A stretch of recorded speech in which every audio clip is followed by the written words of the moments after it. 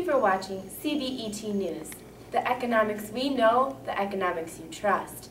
I'm Christina Moline. And I'm Emmy Hink. Our focus for tonight's program is ways to survive the recession. We will start out this show by answering a few questions from our trustworthy viewers. Christina, why don't you answer the first question? All right. Bob Bifferstitch writes, what causes a recession? Well, Bob, many factors contribute to an economy's fall into a recession, but the major cause is inflation. Inflation refers to a general rise in the prices of goods and services over a period of time. The higher the rate of inflation, the smaller the percentage of goods and services that can be purchased with the same amount of money. Inflation can happen for reasons as varied as increased production costs, higher energy costs, and national debt. What a great question, Bob. Our next question comes from Cindy from Springfield. Cindy asks, how bad was the 2007 to 2009 recession, and how does it compare to the previous recessions? What a great question. To answer your question, the U.S. economy was in a recession for 18 months, from December 2007 to June 2009. It was the longest and deepest recession of the post-World War II era. The recession can be separated into two distinct phases. During the first phase, which lasted for the first half of 2008, the recession was not deep, as measured by the decline in gross domestic product or the rise in unemployment. It then deepened from the third quarter of 2008 to the first quarter of 2009. The economy continued to contract slightly in the second quarter of 2009, before returning to expansion in the third quarter. The recent recession figures the largest decline in output, consumption, and investment, and the largest increase in unemployment of any post-war recession. Previously, the longest and deepest of the post-World War II recessions were those beginning in 1973 and 1981. Both of these recessions took place in a context of high inflation that made the Federal Reserve hesitate to aggressively reduce interest rates to stimulate economy activity. The Fed has not shown a similar reluctance in the recent recession, bringing short-term rates down to almost zero. Although inflation exceeded the Fed's comfort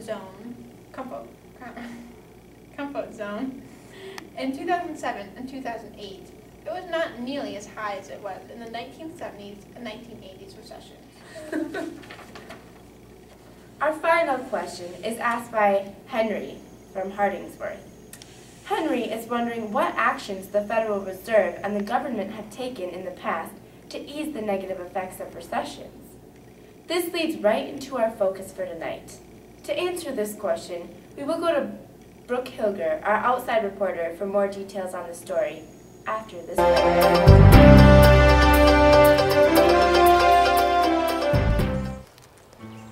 Do you always run out of money? Do you never have enough money to buy what you want? We have a way to fix your problems. Ow! With these seeds, you can plant your very own money tree. Yay! All you have to do is plant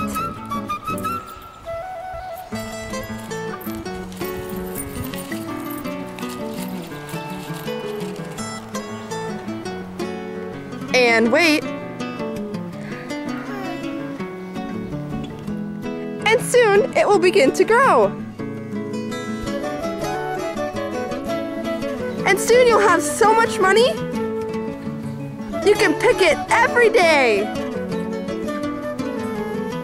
Now you have enough money to buy that brand new playground and that kitty you've always wanted. So buy your seeds today.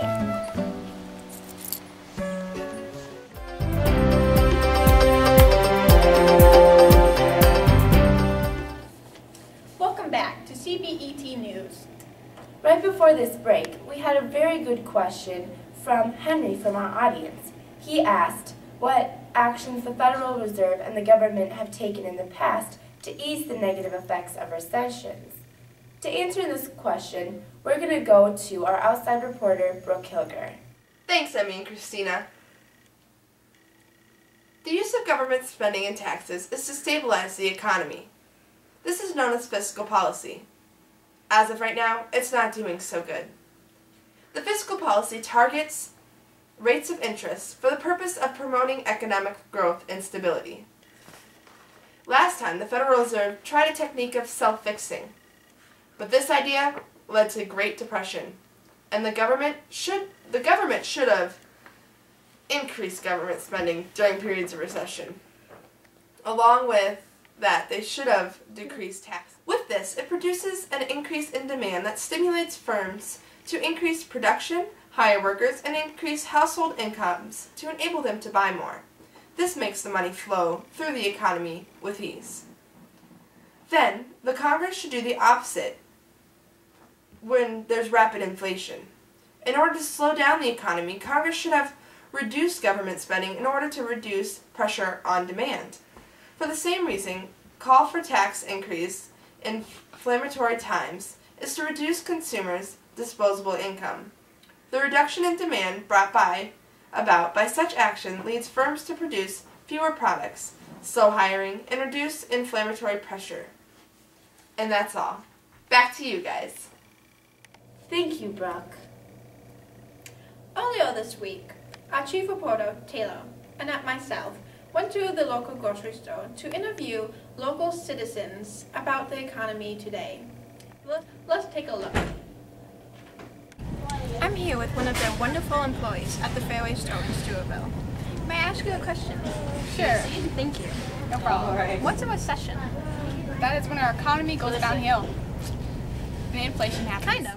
A recession would be when your entire economy is overall not doing well, where they're in the red and they're not in the positive. So, recession is when the economy is bouncing back from a depression. Adam, to the back room, please. Adam. That's what I think, anyways. A recession is a time when we have economic hardships and there's a lot of unemployment and inflation. How much money do you think the U.S. government owes today? A lot of money, over $1 billion. Like how much are we in debt? Yeah. It's around 16.5 trillion, wasn't it? Yeah. About 1,000. Very nice. Are we in a recession right now?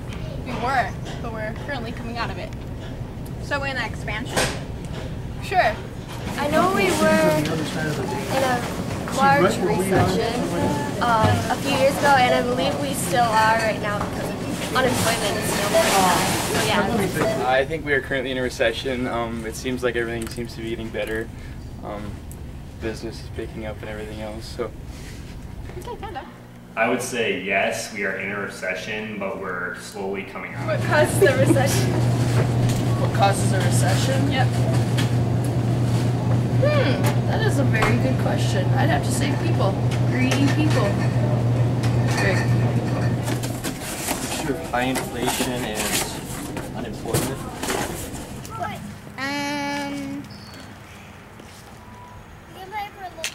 I don't even know that word. Okay.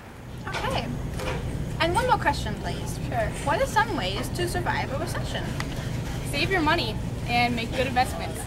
I think some ways to survive a recession would be to have a job. I know like it's kind of hard to get a job, but if you had a job, you could make some money and hopefully get yourself out of the.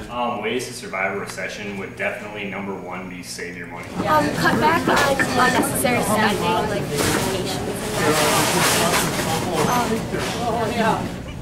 Well, thank you very much. I see that you're pretty busy, so I'll let you get back to work. Okay, bye. Wow, wasn't that intriguing, Emmy?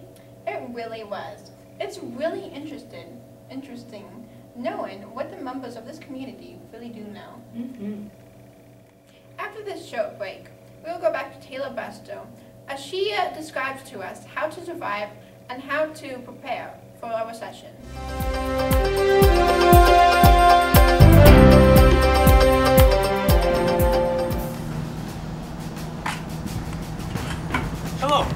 My name is Aaron Simmons, and I am president of the National Honor Society here in lavish Stewartville, Minnesota. As president, it is my job to make sure every citizen and every member of Stewartville High School is doing their part in keeping this community clean. It is important for each and every person to volunteer and use their time to make this place just a little bit better. See? Even I do my part.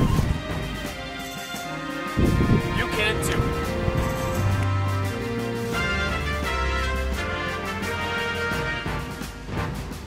Good job, little buddy. Remember, you can make a difference.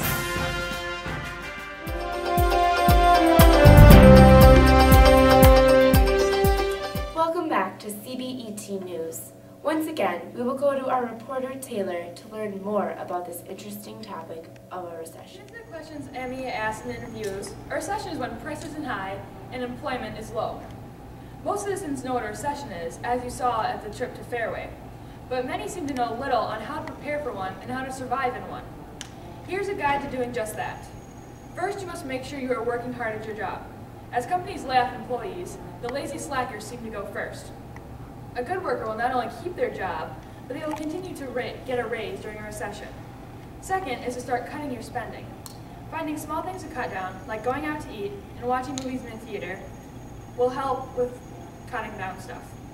Third, if you start to pay debts and a larger amount now, you don't know how much you'll be able to afford once the recession hits. And the more you get paid off, the less you will have to pay on interest. Fourthly, putting away money for retirement and other long-term goals, even if it's only a few hundred a month, every little bit will help. And last, prepare for an emergency account. During a recession, you may lose your job or a house. Emergency funds will help expenses while you are trying to get back on your feet. If you do everything ahead of time to get ready for a recession, surviving a recession will be easier. You should never forget to stay active in an economy. You may always be alert for layoffs and for price rises. When a price is good and sales go down, you must amount to need, while the price is still cheap. Be careful. Overbuying an object just because it is cheap will not save you any money. Although it may take time, clipping coupons can save you hundreds of dollars a year, but you have to make sure that you're using them responsibly and effectively. They can be tricky to interpret and can also be misleading. A recession brings hard times, even for the well-off. But if you follow our guide, preparing and surviving a recession, you should make it out just fine. Back to you, Emmy and Christina. Thank you, Taylor. It seems like we're out of time, but thank you for watching C.B.E.T. News. I'm Christina Moline. And I'm Emmy Hank. And join us tomorrow at 10 o'clock. For the economics we know, the economics you trust. Thanks for watching C.B.E.T. News.